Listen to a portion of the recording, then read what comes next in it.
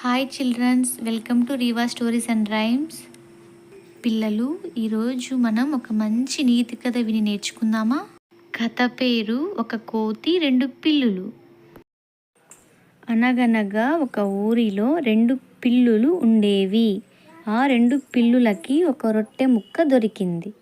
ఆ పిల్లులు రెండు ఆ రొట్టె ముక్క నాదంటే నాది అని గొడవ పడుతున్నాయి. అటుగా వెళ్తున్న ఒక కోతి ఆ గొడవను గమనించి, ఇదేదో నాకు మంచి జరిగేలా ఉంది అని మీ గొడవను నేను పరిష్కరిస్తాను అని చెప్తుంది. ఆ కోతి ఆ రొట్టె ముక్కను రెండు పిల్లులకి సమానంగా చేసి ఇవ్వబోయేలోపు సగం రొట్టె ముక్క ఎక్కువగా ఉంది అని కొద్దిగా తుంచి తిన్నది. తర్వాత తిన్న రొట్టె ముక్క తక్కువగా కనిపించింది. ఇంకో సగం రొట్టె ముక్కను కూడా తక్కువగా ఉన్నదని, సమానంగా లేదు అని మొత్తం రెండు పిల్లుల రొట్టె ముక్కలని కోతి తన తెలివితో బాగా తినేసి అక్కడి నుండి వెళ్ళిపోయింది. పిల్లలు, దీన్ని బట్టి మనకు అర్థమైన నీతి ఏంటో చూద్దామా?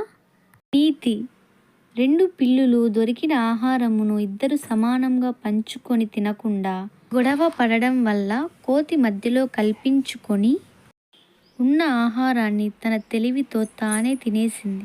కావున ఎవరైనా ఇద్దరి మధ్యలో ఇంకొకరిని రానివ్వకూడదు. ఇలాంటి మరిన్ని నీతి కథల కోసం ఈ ఛానల్ని సబ్స్క్రైబ్ చేసుకొని లైక్ చేసి షేర్ చేయండి.